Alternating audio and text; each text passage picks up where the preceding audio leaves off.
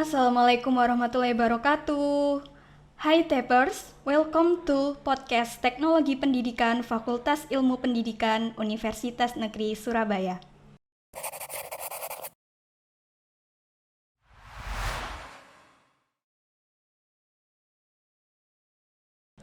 Kembali lagi bersama aku, Galuh Miftahul Nuryani, yang akan menemani kalian membahas topik menarik tentang teknologi pendidikan. Tema pembahasan kita kali ini yaitu tentang kegiatan kemahasiswaan di teknologi pendidikan. Seperti apa kegiatan kemahasiswaan yang ada di teknologi pendidikan? So, jangan kemana-mana, let's stay tune. Nah, tanpa berlama-lama lagi, kali ini kita sudah kedatangan narasumber hebat kita. Beliau adalah pendamping kemahasiswaan jurusan kurikulum dan teknologi pendidikan. Pasti kalian sudah tidak asing, bukan? Beliau adalah Bu Citra. Mari kita sambut beliau untuk bisa bergabung di podcast ini. Selamat datang Bu Citra di podcast Teknologi Pendidikan.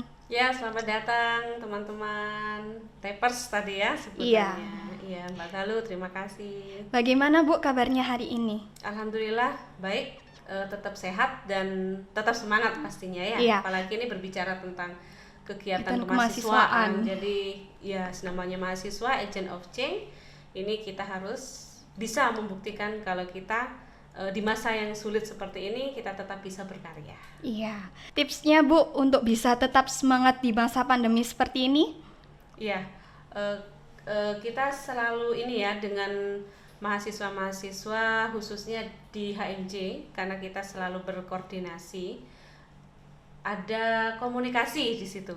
Jadi yang pertama itu karena kita sudah zamannya, sudah era komunikasi sudah terbuka sangat luas. Jadi saya membuka pintu komunikasi seluas-luasnya di mana mahasiswa itu bisa istilahnya apa ya, curhat gitu ya. Misalnya kan mahasiswa sekarang itu udah senang sekali kalau sudah berhubungan dengan dunia sosial. Jadi kita memanfaatkan itu, akhirnya kita tuh tidak sendiri gitu. Meskipun kita di rumah, kita tidak berkegiatan terlalu banyak di luar, namun komunikasi terbuka. Nah, itu jalan sebenarnya untuk kita tetap menjaga semangat bahwa kita tidak sendirian. Kita masih punya komunitas, kita masih punya teman minimal yang ada di jurusan kita. Seperti itu. Iya, meskipun pandemi seperti ini kita itu tidak sendiri ya Bu ya. Betul, betul. Karena yang memisahkan kan hanya dunia nyata, dunia maya begitu ya. Tapi Iya. kita kan tetap bertemu dalam satu waktu. Ya, Iya. seperti agenda kita di podcast ini sebenarnya kan untuk memotivasi teman-teman yang di luar sana, khususnya mahasiswa teknologi pendidikan dan mahasiswa-mahasiswa lain yang saya rasa sama begitu ya, keterbatasannya untuk beraktivitas. Biasanya kita mengadakan kajian-kajian ilmiah, kemudian mengadakan diskusi, sharing terkait dengan perkuliahan atau kegiatan kemahasiswaan, apalagi yang itu nantinya untuk menunjang kompetensi di teknologi pendidikan. Nah, namun dengan sebenarnya kita tidak menyebut ini keterbatasan ya, melainkan ini adalah motivasi lingkungan. Nah, kita dengan dibenturkan seperti ini adalah nikmat. Bagi saya ini adalah suatu nikmat, karena dengan ini kita dipaksa untuk bisa berkarya itu meskipun tidak harus bertemu seintens mungkin. Jadi tiap pribadi mahasiswa bisa mengeksplor dan itu efektif gitu. Jadi banyak mereka yang memang gaya belajarnya dia suka sendiri, misalnya ya di rumah, terus dia berkarya. Itu banyak yang berprestasi. Nah, itu ditunjang dari beberapa prestasi-prestasi yang sudah ditorehkan mahasiswa TP. Nah, itu tadi tips dari Bu Citra supaya kita tetap bisa bereksplorasi di masa pandemi. Langsung saja ya Bu ke topik pembahasan kita kali ini. Ya. Berkaitan tentang kegiatan mahasiswa, apa saja sih Bu kegiatan mahasiswa yang ada di TP ini?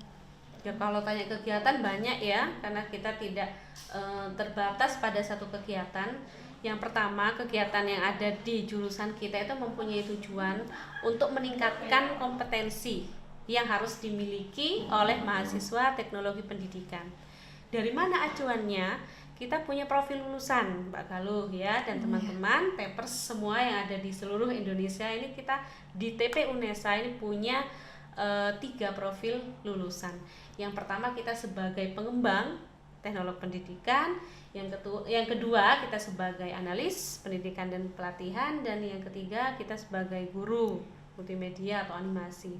Dan itu di berbagai profil lulusan itu sudah banyak alumni-alumni kita yang sudah berkarir, jenjang karirnya sudah semakin tinggi di ketiga profil lulusan tersebut.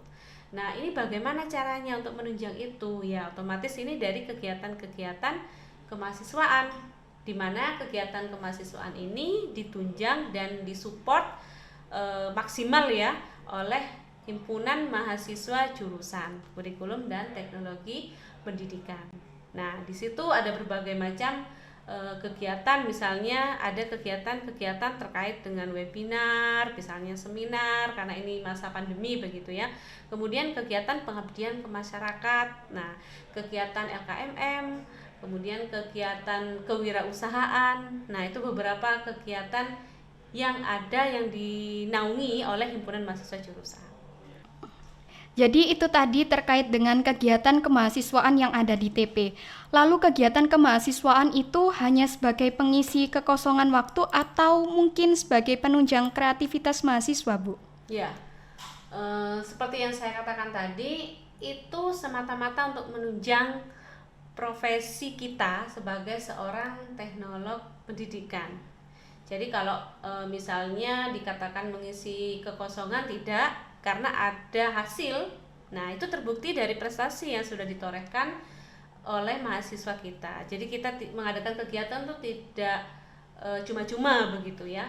Pendampingan yang dilakukan oleh jurusan ini juga salah satu strategi yang memang kita terbuka, kita open, dosen-dosen kita semuanya open terkait dengan kegiatan mahasiswa. Ketika mahasiswa membutuhkan untuk konsultasi, itu kita layani begitu ya, seperti misalnya mau konsultasi tentang PMW atau esai, kemudian karya tulis lainnya, itu kami sangat open yang terkait dengan menunjang kreativitas mahasiswa tadi. Iya, jadi seperti itu. Terkait prestasi mahasiswa, Bu, prestasi apa saja yang pernah diraih untuk tahun ini? Oh iya, ini kalau kita berbicara matriks, nah matriks kegiatan yang terkait dengan prestasi mahasiswa ini semakin meningkat ya, semakin tahun semakin meningkat. Jadi banyak strategi-strategi yang tentu kami di jurusan ini sudah secara maksimal untuk menggunakan itu, dan itu ternyata efektif. Misalnya, ini teman-teman yang banyak menorehkan prestasi itu di bidang fotografi, di bidang desain grafis. Ada pemenang di lomba nomor 1 ya, juara 1 itu angkatan 2018, memang dia suka di infografis. Ternyata dia mengikuti tidak hanya 1 lomba, 3 lomba dalam 1 tahun sekaligus, dan ternyata juaranya sama. Nah, berarti kan dari situ ada potensi-potensi yang memang harus dimaksimalkan begitu terkait dengan kegiatan mahasiswa. Itu yang lomba fotografi, kemudian desain grafis, kemudian ada lomba video juga, video pembelajaran. Nah, memang yang kita ikuti karena ini untuk menunjang kompetensi, jadi ini fokus di video, maksud saya di pembelajaran. Tapi tidak menutup kemungkinan kalau kita bergerak juga di luar pembelajaran. Kemudian ada lomba film pendek. Nah, ini di film pendek yang dilakukan di skala nasional. Memang banyak sekali lomba yang terkait dengan kompetensi TP di situ. Kemudian kita juga biasanya terlibat di kegiatan FFMI. Nah, kita itu sudah masuk di 20 besar finalis dari berbagai macam lika-liku atau seluk-beluk begitu ya. Ketika mereka sedang melakukan syuting, biasanya kan banyak terkendala waktu, kemudian aktivitas, apalagi dana. Nah, dengan dana minim saja sudah maksimal. Nah, untuk tahun ini kita sudah plotkan begitu support terkait dengan apapun itu bentuknya, itu sudah sangat maksimal. Jadi ini tinggal mahasiswanya nih gimana mau menggunakan itu begitu ya. Seperti sekarang ini kita membuat podcast, ini kan juga karya mahasiswa. Nah, ini salah satu contoh real dan nyata yang kita lakukan saat ini begitu. Iya, baiklah itu tadi sudah disebutkan terkait prestasi mahasiswa. Lalu dalam prestasi kan pastinya mendapat apresiasi nih, Bu. Betul. Apresiasi dari dosen itu bentuknya seperti apa untuk mahasiswa yang berprestasi itu tadi? Iya, terima kasih. Ini apresiasi itu sangat dibutuhkan memang. Jadi kita melakukan sesuatu, memang niatan dari mahasiswa itu kan tidak mengharap begitu ya, tidak mengharap apapun, memang dia berkualitas dan layak mendapatkan itu. Namun dari kami di jurusan itu kita juga menghargai, mengapresiasi tadi ya, apapun bentuk lombanya itu di yang juara. Kalau yang kegiatan-kegiatan kemahasiswaan yang membutuhkan support pendampingan itu tentu itu sebelum ya, ketika dia sudah mendapatkan juara itu ada semisal bantuan ataupun pembinaan ya, pembinaan dari jurusan itu juga sudah kami lakukan, itu untuk memotivasi. Ternyata dari situ mereka coba yang lain akhirnya ketagihan. Sebenarnya kan untuk motivasi internal ya, biar semangatnya itu tetap terjaga untuk mengikuti kegiatan lomba-lomba seperti itu. Jadi apresiasi itu tadi sebagai penguat mahasiswa untuk terus bereksplor ya, Bu ya? Iya, betul, betul, betul. Karena motivasi harus dibangun memang. Mungkin ada motivasi dari luar dulu, nanti lama-lama kan dia akan terbentuk habit dan motivasi internalnya keluar. Namun kalau mahasiswa yang memang termotivasi internal, itu ya sangat terbukti, dia tidak perlu diiming-imingi, dia ada lomba, misalnya kita share di grup kemahasiswaan, ada lomba apa, lomba, ya dia langsung respon, dia langsung ikut, seperti itu. Banyak juga yang seperti itu, bermacam-macam lah ya karakteristik mahasiswa itu. Kita harus sesuaikan. Ya. Iya, itu tadi terkait dengan prestasi mahasiswa. Lalu mengapa, Bu, pada tahun ini itu prestasi mahasiswa itu bisa tinggi? Ya, sebetulnya nih yang luar biasa nih mahasiswanya. Ya, mahasiswa TP itu sangat-sangat luar biasa. Kemudian ditunjang juga dari beberapa komunitas. Nah, ini juga yang menjadi strategi tadi yang disebutkan Mbak Galuh, ada strategi. Sebenarnya kalau mahasiswa itu dikumpulkan sesuai dengan hobi, minat, nah itu dulu yang sama, dia punya komunitas tersendiri, itu akan maksimal. Ternyata terbukti. Kemudian, nah legalitas dari komunitas ini juga sudah ada. Dari fakultas juga didukung, kemudian dari jurusan. Misalnya ada komunitas di bidang videografi atau di sinematografi ya, ada Kalem TV katanya ya. Iya. Mungkin Mbak Galuh juga sudah bergabung. Kemudian ada di bidang ilmiah, di bidang kewirausahaan, di bidang agama, di bidang olahraga, di bidang teknologi pendidikan terkait dengan desain, kemudian fotografi, itu sudah terwadai. Itu kami di TP itu punya komunitas itu gitu. Dan itu ternyata sangat mendukung karena mungkin lingkungannya terbentuk ya, dengan motivasinya banyak, lingkungan ada mendukung, tinggal mereka tuh sudah bisa jalan, kita kasih info ini ada lomba ini. Selain dari itu, selain dari motivasi yang sudah dibangun tadi, itu ada konversi ke nilai mata kuliah. Nah, itu juga kan penting. Artinya kita berkreasi, kita berlomba, kita mengikuti kegiatan di luar kampus, itu juga ada konversinya dengan mata kuliah.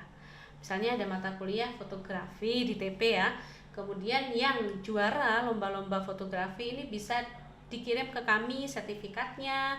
Nah, nanti kami lihat konversi seperti apa karya Anda, apakah sudah sesuai dengan capaian mata kuliahnya, nanti nilai itu bisa dikonversi. Jadi kan kita nggak sia-sia gitu ya. Nah, itu yang memotivasi. Ada konversi nilai yang itu memang sesuai dengan capaian mata kuliah dan juga lomba yang diikuti. Itu kan bagian dari memberi semangat ya, support. Ternyata kita berkarya itu tidak hanya sebagai memenuhi ranking prestasi saja, ternyata ada implikasi ke kuliah perkuliahan kita seperti itu. Iya. Jadi selain berprestasi kita juga bisa mendapatkan bantuan nilai dari prestasi yang didapatkan itu tadi ya, Bu ya? Iya, artinya itu konversi itu bisa disebut keselarasan. Jadi kalau mata kuliah yang project base yang berbasis proyek itu pengembangan media layaknya seperti yang saya contohkan foto, kemudian si mahasiswa ini mendapatkan lomba sesuai dengan mata kuliah tersebut, artinya kan kita bisa menarik, oh ternyata kemampuan dia itu lebih begitu, tidak hanya kemampuan itu yang diajarkan oleh dosen, tapi dia punya kemampuan lain, dia mengasah sendiri, dia buktikan dengan menang lomba. Nah itu jadi bisa dikonversikan seperti itu. Berbicara tentang komunitas TP nih Bu, apakah komunitas itu tadi juga bekerja sama dengan pihak luar? Ya Mbak, betul. Memang support itu tidak hanya dari dalam ya, kemudian juga ada dari luar. Nah ini bagaimana caranya? Ini kita juga menggandeng teman-teman yang alumni yang sudah bekerja atau berkarya di bidang teknologi pendidikan. Banyak teman-teman yang sudah di bidang teknologi pendidikan itu yang sudah membuka usaha sendiri. Kita juga paling tidak jadi pemateri, kemudian jadi juri, kemudian ada konsultasi. Jadi mereka alumni ini alhamdulillahnya support banget ya sama kegiatan-kegiatan kemahasiswaan yang ada di TP. Kita sering menjalin komunikasi, kemudian menjalin keakraban dengan para alumni kita. Jadi biar adik-adiknya itu tahu gitu, ternyata TP itu di luar itu tidak hanya sebatas bikin video, foto gitu, tapi di situ di balik itu semua itu banyak konsep-konsep yang memang harus dipelajari. Jadi memang berbeda antara karya mahasiswa TP dengan karya mahasiswa lain yang sejenis, mungkin yang sama-sama menghasilkan foto, yang sama-sama menghasilkan video seperti itu. Jadi kerjasama itu selain dari dalam ataupun dari luar prodi kita, jadi ada dosen di luar TP itu juga menjadi pembina, juga ada dari pihak alumni. Sejauh ini itu sangat signifikan dan sangat membantu seperti itu. Berarti kerjasamanya dengan alumni ini juga bertujuan untuk menunjang kreativitas mahasiswa itu tadi ya Bu? Ya, betul sekali. Berbicara tentang kreativitas mahasiswa, saya pernah dengar tentang PKM. Bisa dijelaskan Bu, PKM itu seperti apa? Iya. Terakhir itu kemarin ya, ini sangat hangat sekali ya, PKM di seleksi fakultas ini kan sudah dilakukan. Jadi program kreativitas mahasiswa itu kan ajang bergengsi sebenarnya bagi mahasiswa untuk mengembangkan potensinya di bidang karya ilmiah. Nah ternyata antusiasme dari mahasiswa TP ini sangat bagus dan banyak juga yang mengajukan proposal dengan ide-ide brilian mereka. Jadi sudah ada pendampingan dari jurusan, dari fakultas maupun dari pihak universitas untuk mensupport kegiatan-kegiatan PKM tersebut. Sebenarnya PKM itu hampir semua skema itu ada perwakilan dari mahasiswa kita, mahasiswa TP. Nah, itu tadi terkait dengan PKM. Lalu bagaimana Bu karya mahasiswa yang sudah lolos PIMNAS itu tadi? Oh iya. Itu pernah mahasiswa TP menjadi juara mengikuti ajang PIMNAS tadi. Nah, ada mahasiswa kami itu yang memang dia tuh konsen di bidang desain. Jadi dia ahli desain grafisnya, kemudian dia itu mengaplikasikannya itu di batik. Nah, sampai sekarang batik itu ada dan berkelanjutan begitu ya, usaha batiknya sampai sekarang besar. Dan kami juga dari tim dosen itu sampai memesan batik dari mahasiswa tersebut yang berlogo TP. Saya mohon maaf ini tidak membawa ini ya batiknya. Ada sebenarnya, memang bagus dia karyanya, dia mengaplikasikan tidak hanya di kain batik ya, dia itu di topi begitu atau di tote bag. Biasanya mahasiswa sering menggunakan tas-tas kecil atau semacam tas yang dibuat jalan gitu ya, itu didesain semenarik mungkin dan itu lolos PIMNAS ya. Nah, untuk bisa lolos di PIMNAS nih Bu, apa poin pentingnya untuk bisa lolos ke sana? Ya, sebenarnya kan yang pertama itu ide ya, ide kreatif tentu. Jadi ide kreatif itu yang sudah out of the box, artinya orang lain tuh tidak memikirkan bahwa itu sebenarnya bisa begitu ya kita lakukan. Yang pertama ide, kemudian yang kedua kita harus memperhatikan pola-pola yang ada di dalam proposal PIMNAS-nya. Karena para reviewer itu melihat dari administrasi saja itu kan banyak tahapannya ya. Panitia melihat administrasi kurang, meskipun ide bagus kadang sudah lempar gitu kan. Dia sudah tidak melihat yang lainnya. Makanya mulai dari ide tadi, ide memang bagus, dikemas juga bagus, tapi kalau administrasi kurang. Nah, ini juga berarti dari segi administrasi ini kita harus concern, meskipun itu perkara kecil, kelengkapan daftar riwayat hidup misalnya kan ya, itu kan kecil sebenarnya, tapi idenya bagus. Itu juga menjadi sangat signifikan ketika masuk di PKM itu tadi.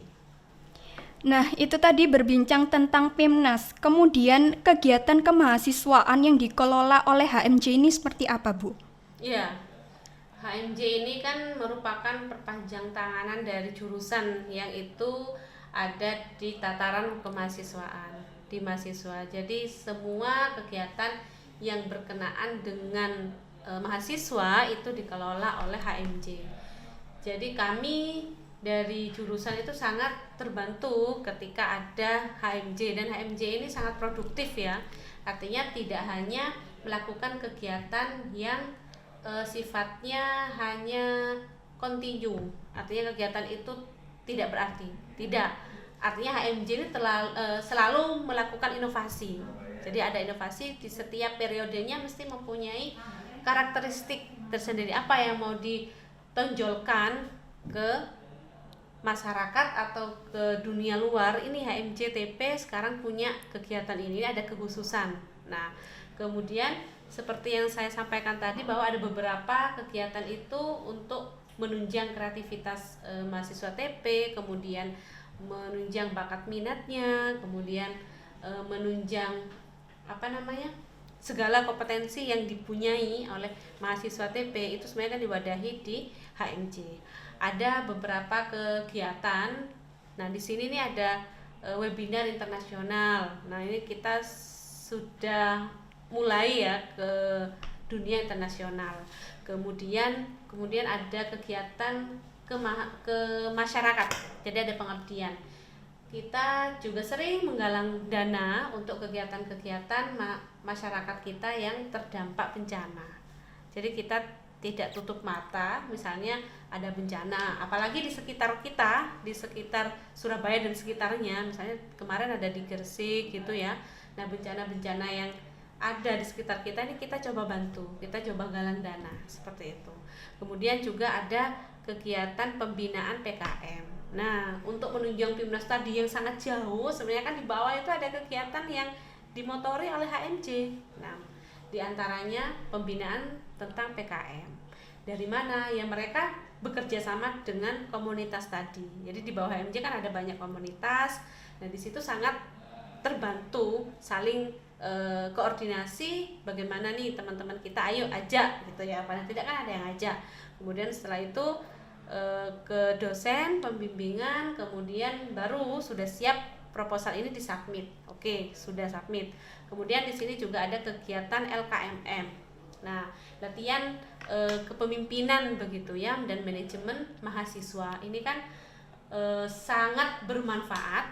Karena apa? Karena latihan kepemimpinan dan manajemen itu tidak didapat di dunia perkuliahan. Ya, kuliah kita kan belajar, kita ya berkelompok, cuman kan tidak tidak sehebat ketika itu terjadi di kegiatan kemahasiswaan. Nah, kita belajar manajemen konflik, misalnya manajemen organisasi, itu kan yang didapat di mana? Di kegiatan kemahasiswaan. Dan itu juga mendukung ya, itu juga mendukung ke kegiatan-kegiatan ketika mereka itu terjun di dunia kerja atau terjun di dunia luar, di luar jurusan kita. Misalnya mereka bergelut di fakultas, di universitas misalnya. Nah, itu sudah ada bekal di LKMM tadi. Ada TD, kemudian ada yang menengah gitu ya. Nah, itu yang sebetulnya ingin kita sampaikan, bahwa pelatihan kepemimpinan itu juga bermanfaat, manajemen organisasi ini untuk kehidupan. tidak hanya di dunia kampus. Itu yang paling tidak ini saya contohkan saya sendiri ya. Dulu saya juga mantan aktivis gitu ya. Aktivis itu sering di HMJ iya. Saya juga dulu di mana fakultas iya, BEM fakultas. Saya di Dewan Kemahasiswaan juga pernah di kuliah dulu ya. Kemudian sampai ke BEM universitas. Nah, ini yang saya rasakan sendiri, ternyata soft skill seperti ini kita butuhkan loh ketika kerja. Nah, ini mungkin kalau mahasiswa belum merasakan karena memang belum terjun ya. Ini pesan begitu dari saya bahwa ternyata soft skill itu tidak hanya didapat di bangku perkuliahan. Benar, di bangku kuliah kita ngerjakan tugas, kita hanya diskusi sama teman terkait soal kuliah. Tapi kalau kita terjun di organisasi, kita belajar bagaimana manajemen konflik dengan teman lah, satu divisi. Ya, kadang yang mengerjakan proker itu kan 1-2 orang, mungkin hanya ketua divisinya atau nanti ada ketua HMJ-nya, sekretaris HMJ, hanya itu. Nah, bagaimana kita sebagai motor di situ itu menggerakkan semua fungsionaris HMJ untuk bisa terlibat. Nah, itu kita belajar. Nantinya kalau kita sudah terjun di dunia kerja, itu kan yang dibutuhkan, bagaimana kita bisa memanajemen orang istilahnya ya, manajemen sumber daya manusia yang ada di tempat kerja kita memanajemen pekerjaan kita yang multitasking. Nah, sebenarnya kan kegiatan HMJ itu kan banyak, ada bermacam-macam tadi, dan itu dikelola oleh HMJ, dan mereka juga mahasiswa statusnya yang juga harus berkuliah. Itu kan dia punya kemampuan multitasking. Nah, itu soft skill yang seperti itu yang harusnya kita latih dan kita berikan berikan motivasi lebih begitu ya, bahwa ini sebenarnya penting untuk kedepannya begitu. Apalagi sekarang ini sudah keterampilan ini ya, abad 21 yang 4C tadi, ada collaboration, communication. Nah, itu dibangun dari mana? Ya dari kegiatan kemahasiswaan itu bisa. Itu dilatih akhirnya kan terbentuk begitu ya, dengan kemampuan 4C tadi. Ya, Mbak Kalia. Nah, itu tadi semua kegiatan kemahasiswaan dinaungi oleh HMJ, baik komunitasnya dan juga kegiatan-kegiatan yang menunjang kreativitasnya. Bagaimana Bu, progres dari HMJ dari tahun ke tahun ini? Ya, kalau ditanya progres dari HMJ tahun ke tahun, tiap tahun tuh punya tantangan yang berbeda.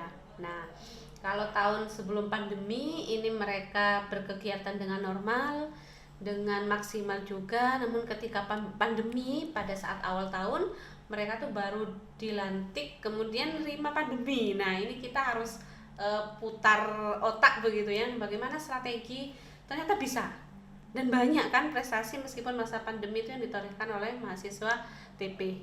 Kemudian di tahun ini mahasiswa ini juga harus ada target karya yang bisa dihak ciptakan. Sebenarnya mahasiswa TP itu dengan produk-produk ini sudah banyak karyanya, tinggal bagaimana ini layak nanti kita bawa, kita sudah beri pendampingan, tinggal memanfaatkan saja ya, maksudnya memanfaatkan momen ini untuk berkarya lebih, dan ini bermanfaat bisa diajukan di hak cipta, hak kekayaan intelektual. Nanti kita akan ke situ, harus punya ini gitu ya mahasiswa TP, karena eman karya yang sudah dimiliki, kemudian video-video yang sudah diproduksi, kemudian ada di bidang desain, kemudian di bidang fotografi, itu banyak sekali, dan itu sebenarnya bisa kita ajukan hak kekayaan intelektual, kita ajukan ke sana. Ini yang harus kita garap bersama-sama, otomatis dengan support mahasiswa juga ya. Ayo kita bersama begitu ya, mengumpulkan karya, mengumpulkan hasil dari yang kita punya, itu kita bisa patenkan bahwa ini karya mahasiswa TP begitu ya. Nah, itu tadi terkait dengan karya-karya mahasiswa di masa pandemi ini. Bagaimana Bu caranya biar kita bisa tetap semangat berkarya meskipun dalam keadaan pandemi? Ya, kalau yang selama ini kita lakukan yang pertama itu memperkuat di koordinasi. Jadi saya khususnya pendamping kemahasiswaan kan akan menjembatani teman-teman yang di mahasiswa itu ke atas. Artinya ada keperluan ke jurusan atau nanti ke fakultas atau nanti keperluan ke universitas, itu melewati pendamping kemahasiswaan. Jadi setiap kegiatan kemahasiswaan itu yang ada di TP ini sepengetahuan dari pendamping. Jadi pendamping tahu, kita koordinasi, setelah itu saya bawa ke jurusan, kemudian nanti bisa ke fakultas dan sesuai kepentingannya tadi ya. Kemudian yang kedua itu adalah komunikasi. Selain koordinasi, ini ada komunikasi. Nah, komunikasi ini yang memang betul-betul kita sama-sama harus terbuka. Terbuka dalam artian apa yang dibutuhkan oleh HMJ misalnya, atau ada kendala apa, atau dari jurusan misalnya. Kalau dari jurusan biasanya lewat pendamping, apa yang sebenarnya harus dilakukan oleh mahasiswa. Nanti kita tetap berkomunikasi. Kita sudah bentuk ada WA group misalnya, kemudian saya juga terbuka, tidak terbatas waktu ya. Kadang kita rapat itu ya, mahasiswa kan juga senang malam-malam rapatnya gitu kan, ya jam 8, jam 9 begitu ya. Kita tetap asik gitu sampai lupa waktu kadang ya. Itu mungkin kan salah satu sebagai motivasi atau temu kangen ya, lama tidak berjumpa meskipun via virtual, itu juga membangkitkan semangat. Itu koordinasi, komunikasi tetap terjalin. Kemudian yang ketiga itu adalah motivasi. Artinya saya sendiri gitu sebagai pendamping juga japri misalnya, kalau yang minat dengan lomba ini dan saya lihat ada mahasiswa, oh ini ternyata suka di bidang karya tulis misalnya. Jadi saya motivasi internal, saya masuk, saya japri, kemudian saya tanyakan, kalau butuh bimbingan langsung kita fasilitasi. Jadi saya langsung mencarikan dan berkoordinasi dengan jurusan mencarikan itu semua. Seperti itu, Mbak. Iya, yang artinya koordinasi, komunikasi, dan juga motivasi itu hal yang penting ya Bu di masa pandemi seperti ini. Nggak cuma di masa pandemi, mungkin di masa-masa lainnya setelah pandemi ini juga merupakan hal yang penting ya Bu. Iya, betul. Karena kan kita ini tidak akan mundur. Maksudnya mundur itu tidak akan kembali ke normal yang lalu. Kita akan menghadapi era new normal tadi ya, yang dimana sesuatu itu akan berubah sangat cepat. Kita juga harus segera beradaptasi dengan perubahan. Kita tidak boleh alergi karena perubahan itu akan terus terjadi dan kita harus mengikuti itu. Terakhir nih Bu, sudah tidak terasa udah lama perbincangan kita kali ini. Pesan untuk mahasiswa agar tetap berproses.